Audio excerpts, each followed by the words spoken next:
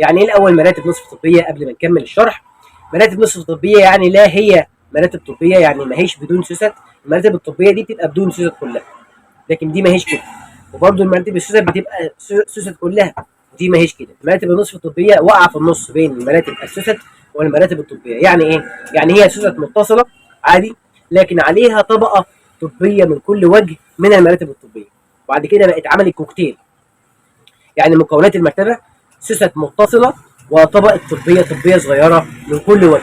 او لو عايز مراتب طبيه فالمرتبه تحتوي على طبقه طبيه تدعم العمود الفقري لاصابات الظهر، عافانا وعافاكم الله. ولو عايز مراتب سوست فهي فيها سوست متصله برضه لكن عليها طبقه طبيه، وبالتالي بتجمع بين الاثنين، عشان كده اسمها مراتب نصف طبيه. لا هي طبيه خالص ولا هي سوست خالص.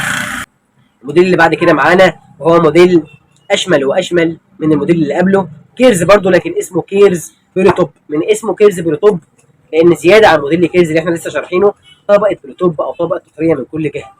وظيفتها ايه؟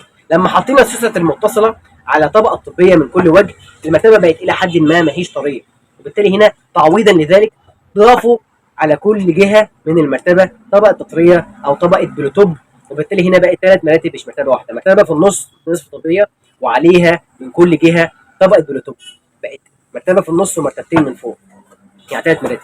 وبالتالي هنا المرتبه بقت انعم اكتر عشان تديك تجربه اشمل. سوست متصله وطبقه طبيه وطبقه بلوتوب من كل جهه.